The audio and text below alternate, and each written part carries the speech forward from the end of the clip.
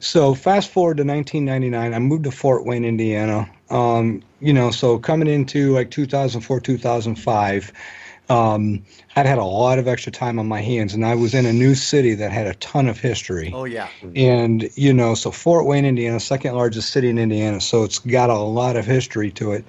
And, for me, it started off as just, blogging and, of course, the MySpace days and talking about, hauntings with a lot of paranormal people. Myself and Keith Age have been buds for a long time. I've been friends with him for probably 16 or 17 years now.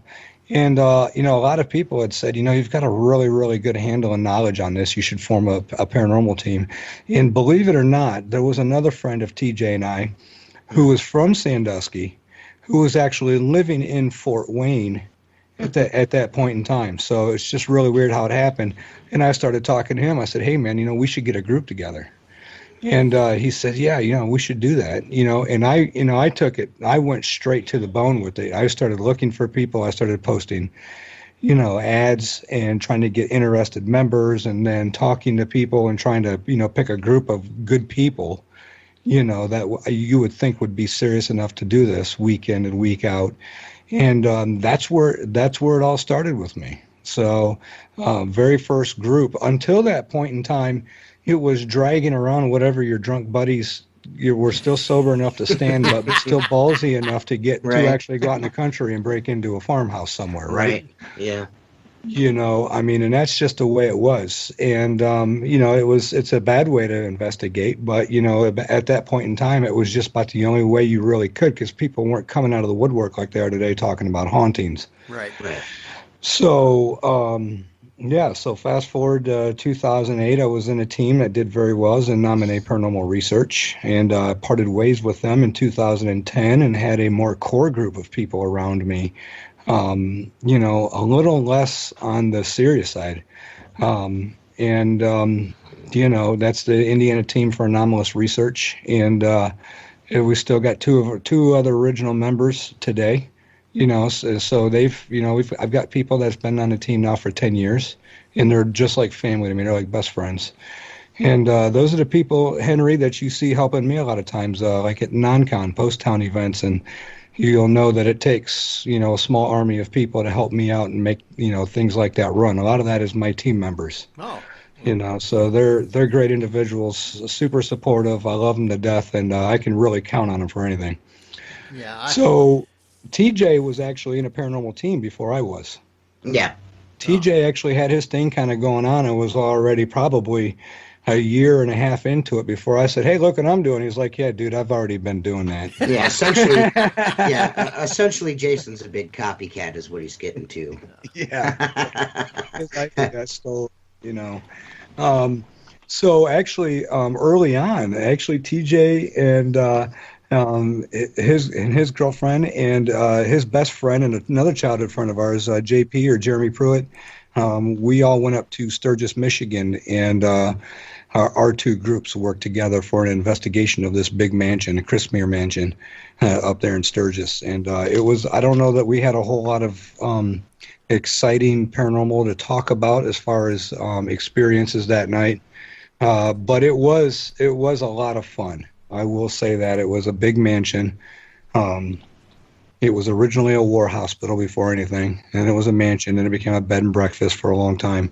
But everything is still there today. I mean, when you go down into the basement, when it was a war hospital at that point in time, there are still grates in the floors where they would lay the bodies on the tables, and the excretions in the fluids can drip down onto the floor into the grates, and subsequently be washed away, or however they did that.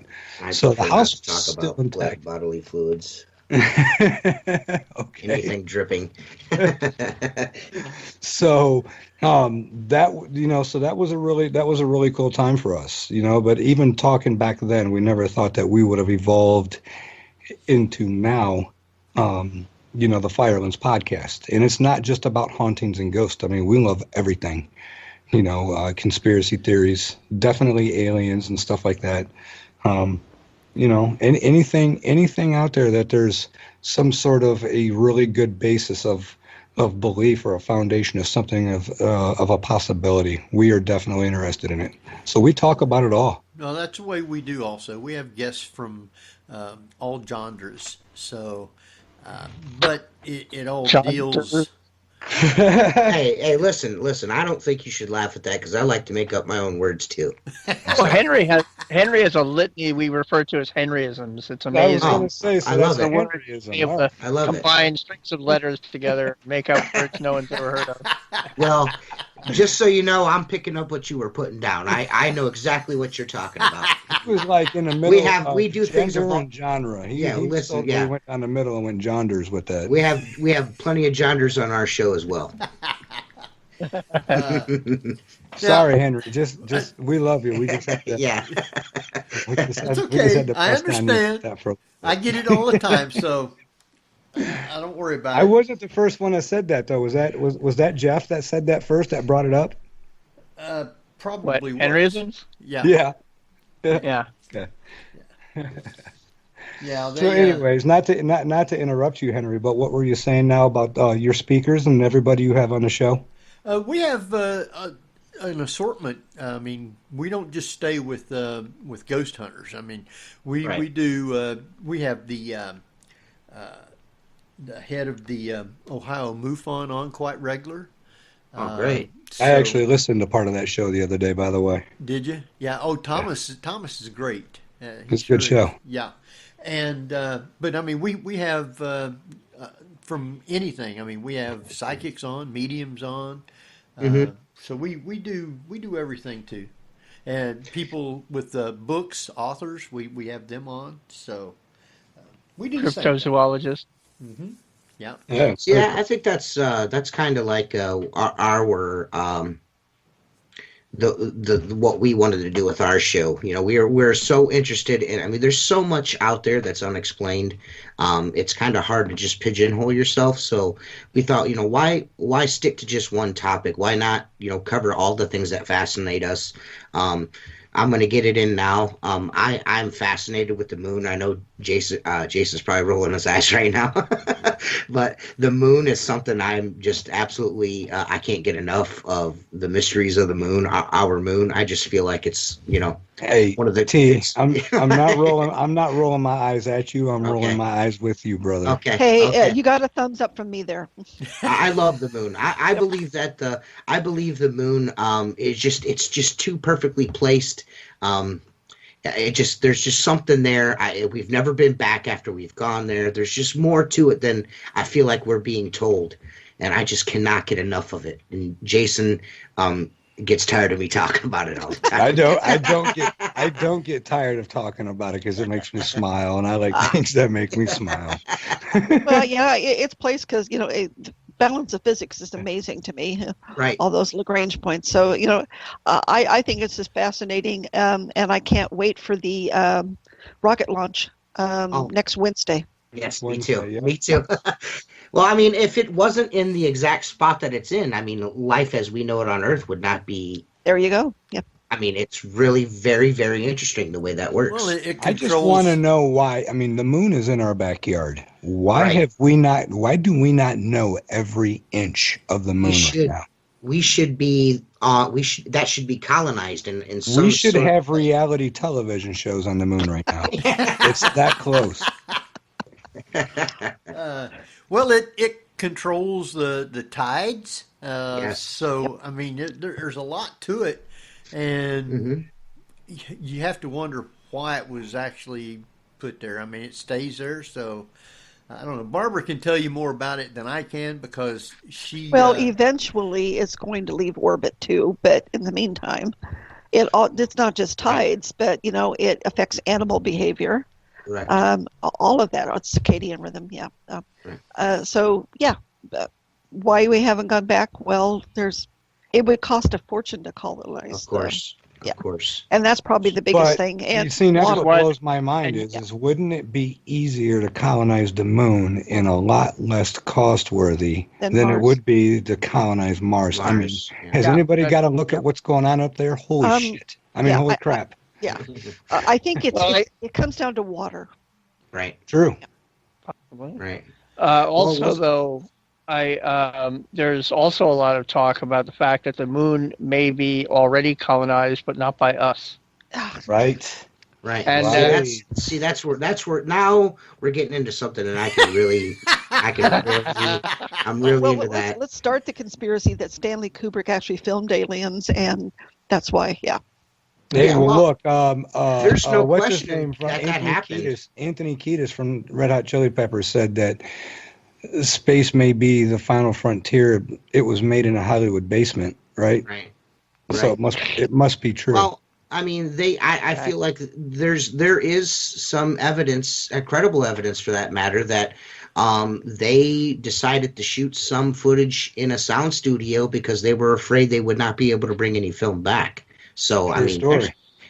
unfortunately, I mean, So whether it wasn't essentially. So it wasn't that it was faked; it was staged, so that they'd have, like you say, footage. Yeah. in So case. yes, the film absolutely. was because the Van Allen radiation belt they found maybe difficult to bring film back because the film would be irradiated in that time space right there. I mean, This is true because it was analog film. Right. So it's a very interesting subject. I mean, I think I've read just about every conspiracy and every like science book you can that has to do with the moon. Like there's an African, really old. I think they're the Dogon African tribe that speaks of a time before the moon was in the sky. So, who knows? The moon is interesting. I just can't get enough of it. I think it's hollow, and it may be a base. So I don't. Well, there's also the fact when they actually crashed something into it to see what would happen, they had that reverberated gong like a bell. sound. Yeah, like a bell. So they're like, maybe it's hollow. See, And there are Jason, a lot of theories that it was actually towed in place by alien civilizations, because otherwise our Earth wouldn't have evolved the way it did. I think it's just a Death Star undercover, That's what I was and gonna say, it's just going to open right. up one of these days. Don't you think that's awfully coincidental that the Death Star is round, the moon is round? I mean, that's awful coincidental if you ask me. Yeah, George Lucas has binoculars. Right. I've been saying it for years. It's an underground base for Freemasonic aliens. Right. That's the one. Well, also the fact since it's rotating as it orbits, it's always showing the one side towards us. The far side of the moon is where everything, where it's happening, pretty much. That's where they hold their sporting events and all of that stuff. You don't see that side. Right. Exactly. And we finally got Henry to stop saying the dark side of the moon and saying the side of the moon. It's so hard to do. I like the dark side of the moon. It's hard not to. It was a great album. You can't see the back side. That's why it's the dark side. Pink Floyd, yeah. And so, Jason, now we have to fight over the literary rights to Freemasons on the moon. So, that's not mine. I'll willfully give that up. That's not mine. It's not. Actually, believe it or not, I could be wrong, but I'm almost positive that actually came from John Tenney. really? Yes. Okay. Well, many years ago. I feel like I feel like us. I mean, I think I've derailed this whole thing by talking about the moon. I've done it again. Like we've done all these podcast episodes that we've done. I always bring up the moon and I derail everything. I can't help it. It's the most fascinating thing ever. It's just, it's right there. I just, the moon is a regular patron on our podcast. Yes, Awesome. yes. It's so close. It's so visible. I mean, I spend a lot of time looking through a telescope at the moon. I mean, how can you not be inspired and in awe of the moon in space?